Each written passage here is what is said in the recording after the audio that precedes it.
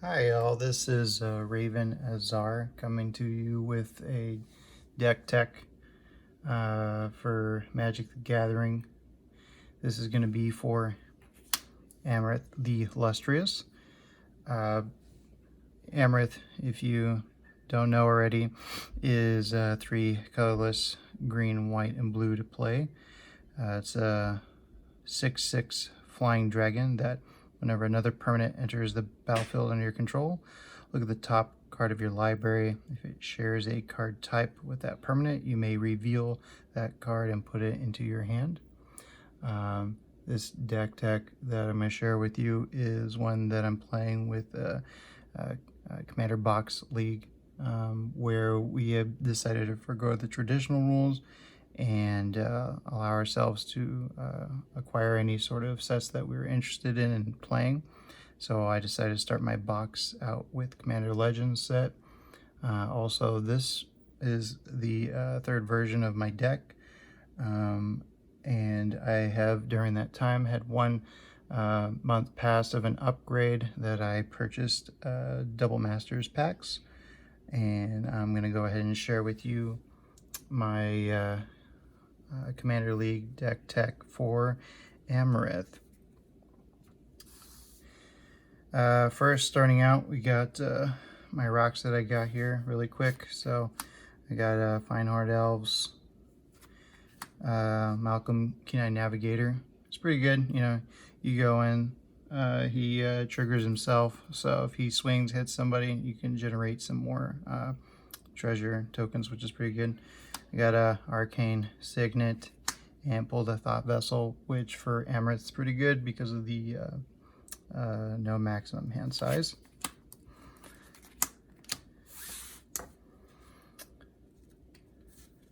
Let's see here. I got some cards here that allow me to search for lands and put them into play or into my hand. So we got a Farhane of an Elf, Fertilid, Core Cartographer. Pulled Keeper of the Cord. Pretty good. Beginning of each opponent's end step, if that player controls more creatures than you, create a 1/1 white soldier creature token. That's pretty good, especially in this kind of deck, because as generated tokens, it triggers Amareth. At the beginning of each opponent's end step, if that player controls more lands than you, you may search your library for basic plains card, put it on the battlefield, tap, then shuffle your library. That's pretty good.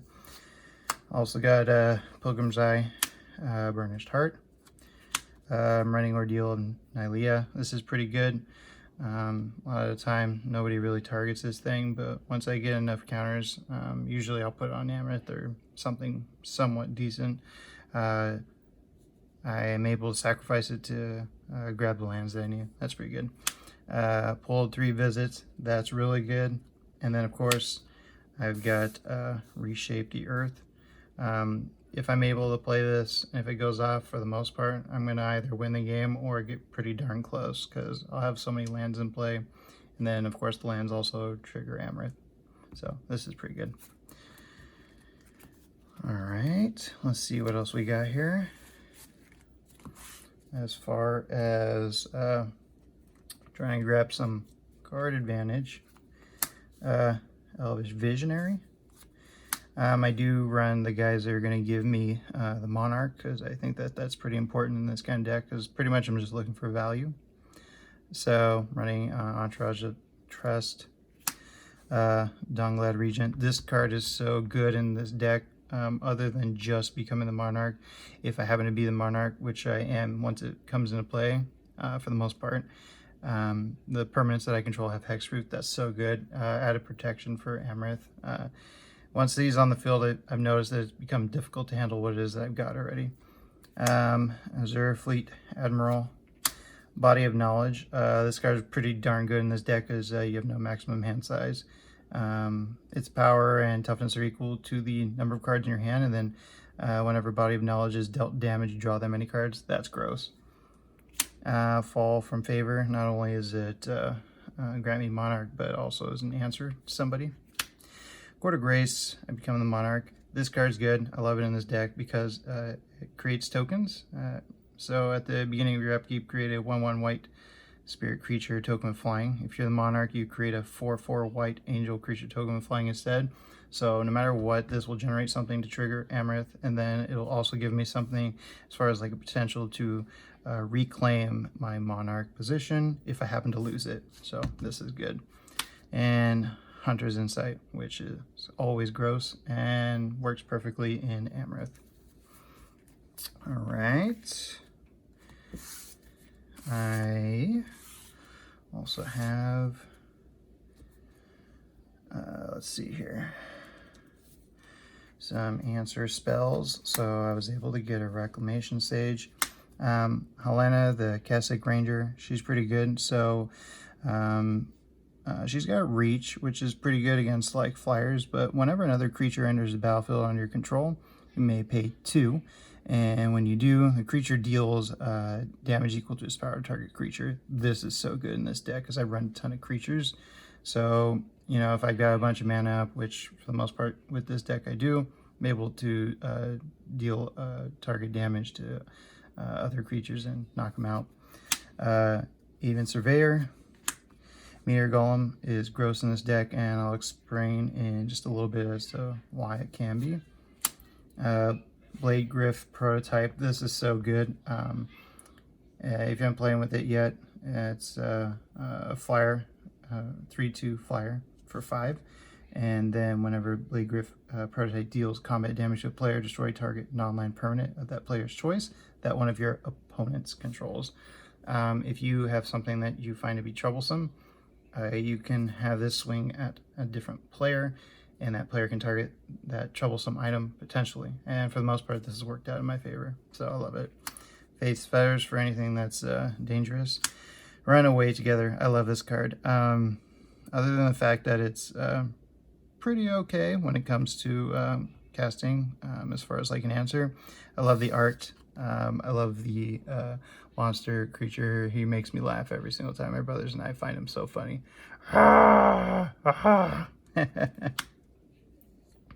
Run Gale Strike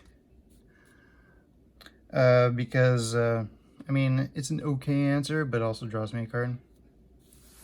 Then of course I've got some board wipes here with Nevinural's Disc and Austere Command. Austere Command has definitely helped me win games so far, just because of its versatility. All right.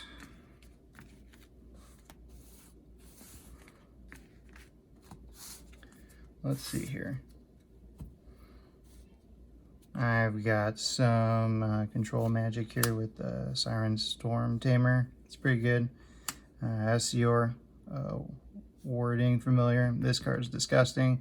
Spells your opponents cast that target 1 or more commanders you control. Cost 3 more to cast. That's gross. Aquarius Form. It's pretty good. Helps me with getting my scries in, which is incredibly important with Amareth. You have Confiscate, which is disgusting. You just grab whatever you want. And then, of course, I pulled a Mana Drain. This is pretty cool. When I got this, I was so excited. I got it in my box of Commander Legends, so I was like, I'm definitely playing blue. So there it is. Use that on something big. Stop it. Get a bunch of mana and move forward in the game. Pretty darn good.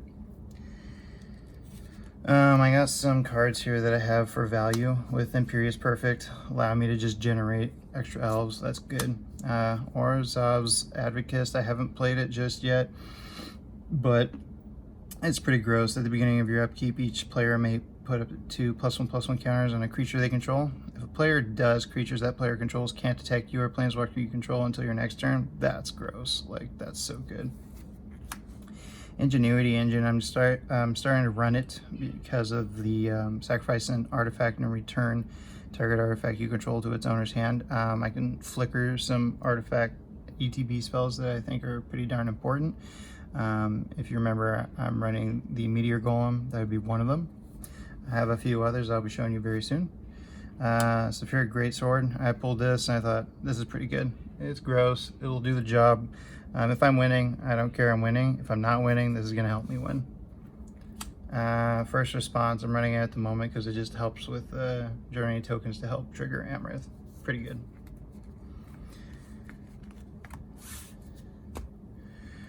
Some cards that are helping me win. We got Biowaste Blob. At first, he's not that much of a threat, but if you don't do anything about him, and if I happen to keep Amareth on the field because of protection or because everyone just leaves him alone, this card can be dangerous. Oozes you control get +1/+1. It's a 0/0 for 2 and 2 green. At the beginning of your upkeep, if you control a commander, it doesn't have to be Amareth, but for the most part, it probably is. Create a token that's a copy of Biowaste Blob. This can get out of hand. Eventually, you can just have an army of Biowaste Blobs, and they're disgusting. If you don't get rid of it quick, eventually it can get out of control. I pulled Cleric's in Trinity form. This card's good. Obviously, when it dies, you create 3/3 colorless golem artifact creature tokens, and it has Encore for 12. It's a 9/9. This is disgusting. Can potentially win you the game. Then, of course, Kamal's Will. Basically, when I play this, I, for the most part, will do it when I've got Amareth on the field, so I can do both of them at the same time. So, unless like it's not necessary, but for the most part, I do. If I've got my commander on the field, I can choose both, or I'll be choosing one. It's an instant for 3 and a green. Until end of turn, any number of target lands you control become 1/1 elemental creatures with vigilance, indestructible, and haste, and they're still lands. That's gross. Also, I could choose to target a creature that I don't control, and then each creature I do control deals damage equal to its power to that creature. So, Kamali's Will can definitely win me the game, and it has actually in the past. Lands that I got from the set: Command Tower, Opal Palace, which is definitely good. Path of Ancestry, definitely need it, especially when running Amareth.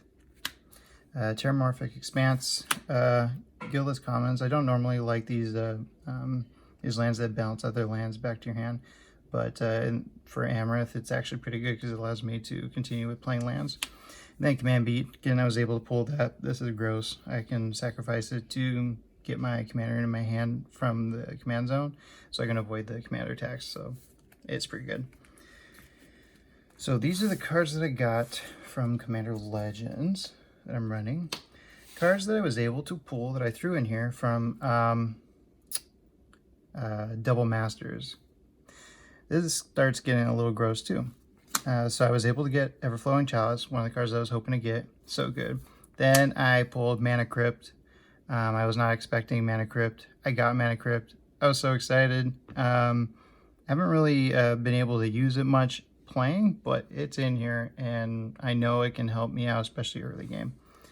Got Expedition Map, which is pretty good. You know about Expedition Map. But some other guys that I got that I thought were pretty good as well. Exploration. I pay 1 green, then you can play an additional land on each of your turns. This card's gross, especially in Amareth. Disgusting. Then, of course, I also pulled Land Tax in my Double Masters. No kidding. This is from my packs that I acquired, and I was able to get these guys. So whatever box this was from, man, thank you guys so much. This was an awesome pull. Land Tax, if you don't know, at the beginning of your upkeep, if an opponent controls more lands than you, you may search your library for up to 3 basic land cards, reveal them, put them into your hand, then shuffle your library. These are gross. Love it. Let's see what else we got here. For some card advantage, you got All-in-Walled Mysteries. Whenever a non-token creature you control dies, you get to investigate. So you create clue tokens that you can pay 2, sacrifice, and then draw a card. Then whenever you sacrifice a clue, you create a 1 white human soldier creature token. So it'll generate these artifacts that will trigger Amareth. Then after, I use the clues up to acquire more cards, it will create humans, which will also trigger Amareth. So that's pretty good. Well of Ideals I pulled. Haven't played it just yet, but I usually hold on to it if I'm going to potentially win the game. Then it will definitely help me with card advantage. But last game I played, I kind of held on to it because I felt like it was actually going to help my opponents, so I didn't actually play it. But still, pretty good card. Let's see here. I got some answers. Conclave Naturalist. When it enters battlefield, you may destroy target artifact or enchantment. That's pretty good. playing Sundering Titan. It is banned in EDH, but our play group decided to vote on these kind of cards with our limited card pool and decided to let them go ahead and just play. So this is one of the cards that I'm trying to utilize while I'm playing. When Sundering Titan enters the battlefield or leaves the battlefield, so one or the other, you choose a land of each basic land type and destroy those lands. This card's gross, and so there's going to be another card that I'm going to show you that I tried to utilize this with, or at least a few cards, and I'll be showing you in just a moment. Crypt swap, I was hoping to grab this. I got it, love it. Good card. I was hoping to grab Path to Exile. I got a foil. Awesome. Very happy about that. And then I pulled Council's Judgment, which is kind of a fun card. Just use it really just to potentially get rid of something, but just to get a little spice into the game.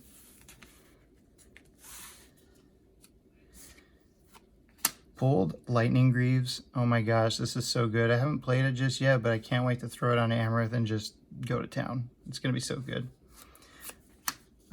Pulled Yavimai's Embrace. It's very expensive to play, but you get to enchant a creature. You get to control the enchanted creature, plus it then gets +2/+2 and has trample. That's pretty good. All right. My last bit here. Pulled a Fierce Empath. That is so good. I'm so happy to get that. Flicker Wisp and Sentinel of the Pearl Trident help me with flashing. So a lot of the ETB effects, if I'm able to take advantage of it, I can flash really quick or flicker. I know that Sentinel only works with